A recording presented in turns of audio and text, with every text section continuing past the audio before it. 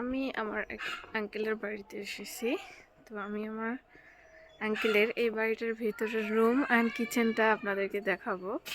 অনেকেরই আছে, বিল্ডিং আছে, অনেক ফার্নিচার আছে, কিন্তু গোছানো যদি না থাকে জিনিসগুলো দেখতে কিন্তু একদমই ভালো লাগে না।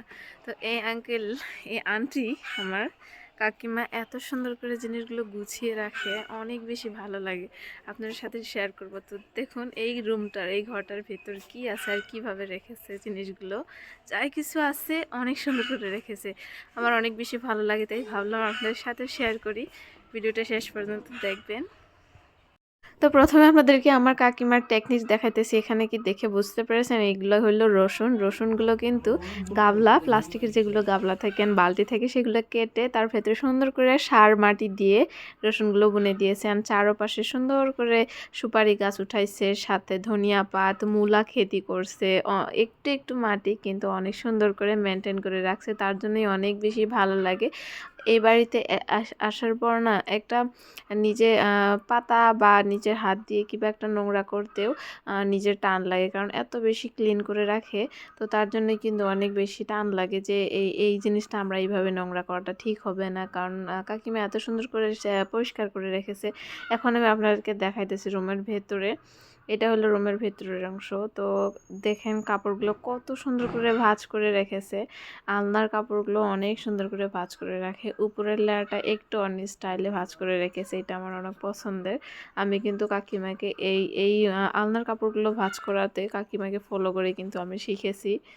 অনেকের বাড়িতে অনেক কিছু দেখা যায় রুমের ভেতর, অনেক ফার্নিচার, অনেক কিছু, কিন্তু ভালোভাবে মেনটেন করে রাখতে পারে না।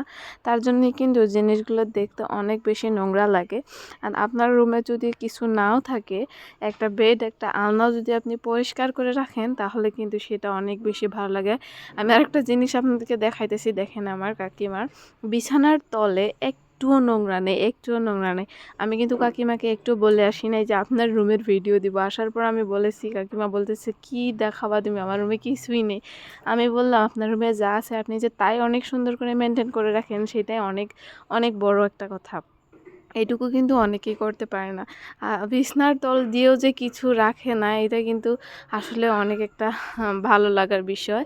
অনেকের বাড়িতে বিছনার তল দিয়ে কিন্তু অনেক কিছু রাখা হয়, এমনকি আমরাও রেখেছি। তো কাকিমার ঘরে কিন্তু কিছুই রাখে নাই, এগুলো অনেক বেশি ভালো লাগে। আসলে অনেক ক্লিন, অনেক ক্লিন, কাকিমা অনেক বেশি ক্লিন, তার জন্য এইসব করে মেনটেন করে রাখতে পারে।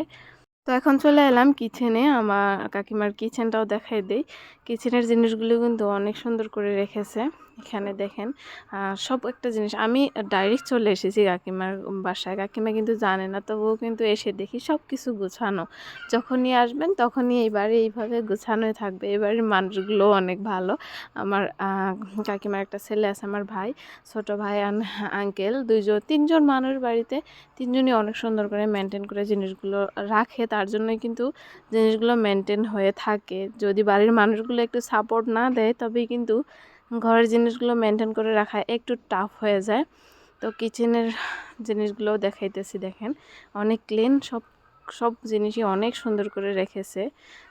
গুছানো, এইভাবে গুছানো থাকলে কাম কাজ করে ভালো লাগে, সেই বাড়িতে এসেও কিন্তু অনেক বেশি ভালো লাগে। কিচেনটা বেশি একটা বড় না, কিন্তু জিনিসগুলো গুছিয়ে রাখছে, তার জন্য কিন্তু অনেক সুন্দর দেখা যাইতেছে। মোবাইলে দেখা যেভাবে দেখতেছেন তার চেয়ে বেশি ভালো লাগতেছে বাস্তবে। আমি নিজে এসেছি, নিজে দেখতেছি, তো আমার কাছে ভালো লেগেছে বলে আমি আপনাদের জন্য এই ভিডিওটা বানালাম। যে খালি বাড়ি, বাসা বা বাসাতে অনেক ফার্নিচার, বড় বড় বিল্ডিং থাকলে হয় না, জিনিসগুলো একটা সবচেয়ে বেশি ম্যাটার করে জিনিস গুছায় ভালোভাবে রাখাটা।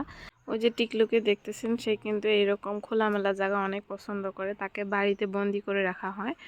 তো আমি এসেছি আমার আব্বু আম্মুর বাসায়। আমার আব্বু আম্মুর বাসার পাশেই কিন্তু কাকুদের বাসা।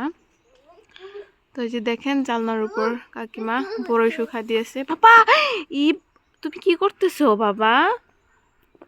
এত সুন্দর করে তোমার দাদু এগুলার বানাইছে, তুমি এইভাবে ভাঙি দিও না বাবা। তো আপনাদের আমার কাকিমার বাসাটা কেমন লাগলো জানাতে ভুলবেন না। আবারও দেখা হবে নতুন কিছুর সাথে। আজকের জন্য এইটুকুই। ভালো থাকুন, সুস্থ থাকুন। আল্লাহ হাফিজ।